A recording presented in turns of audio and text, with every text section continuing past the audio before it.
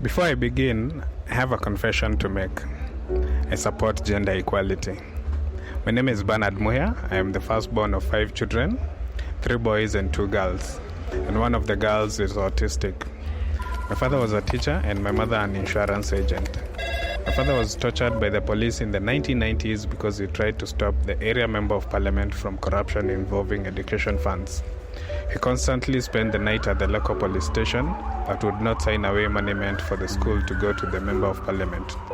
Eventually, he got sick and developed mental health issues including depression. My mother tried to help him, but it got to a point she thought it was not safe for her and her children, and so she left him. The government, which employed my father as a teacher, gave him an early retirement at the age of 32 on medical grounds.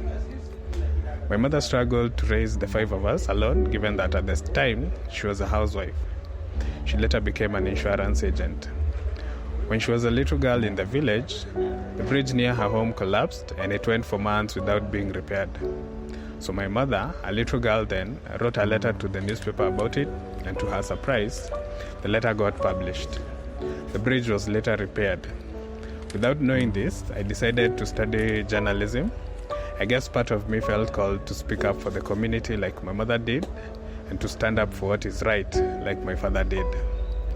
The reason why I run projects in support of women is so that other women won't have to face the same inequalities today that my mother and other women faced more than 30 years ago. My father was not able to be there for my mother, but I have chosen to be there for all women. This is not just because they are our mothers or our sisters or our wives or our daughters, but because they are human beings. Chimamanda Ngozi Adichie, in her book titled "We Should All Be Feminists," says, and I quote, "My own definition of a feminist is a man or a woman who says, yes, there's a problem with gender as it is today and we must fix it. We must do better. All of us, women and men, must do better." End of quotes. She goes on to say that you can change women all you want, but until you change men, you will have done nothing. This is because, unfortunately, men are more likely to listen to other men about matters like gender equality. I have chosen to be one of those men who are leading from the front, leading by example. I am doing this through the Zingi Women, an environmental documentary that is highlighting the stories of female conservationists. We are strengthening climate action by promoting gender equality. The word Zingi comes from the Swahili word mazingira, which means the environment. We shortened mazingira to just Zingi. Hello everyone, my name is Bernard Muhia. Welcome to the Zingi Environmental Series. Hi, my name is Wangoi Kimani, and this particular show is called the Zingi Women.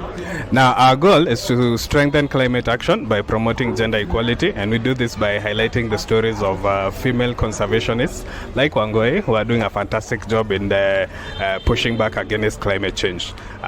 So today, I'm here with the environmental champion, Fiona Njeri, aka Fificha. What does that mean?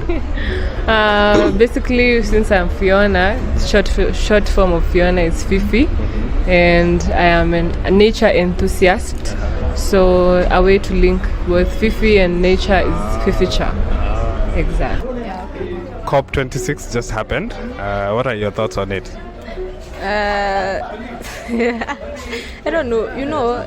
For me, I felt that it was just a conference because we have had COP1 up to now. We are 26. We have not seen any changes. I would like to echo Greta. Greta said there was a time she said that we want climate justice and we want it now. The leaders they just talk empty promises. I think it's high time they just walk their talk. There is an African proverb that says, "It takes a village to raise a child." That means no one can do it alone. And that's why we are looking for partners to help make this documentary and the impact campaign around it.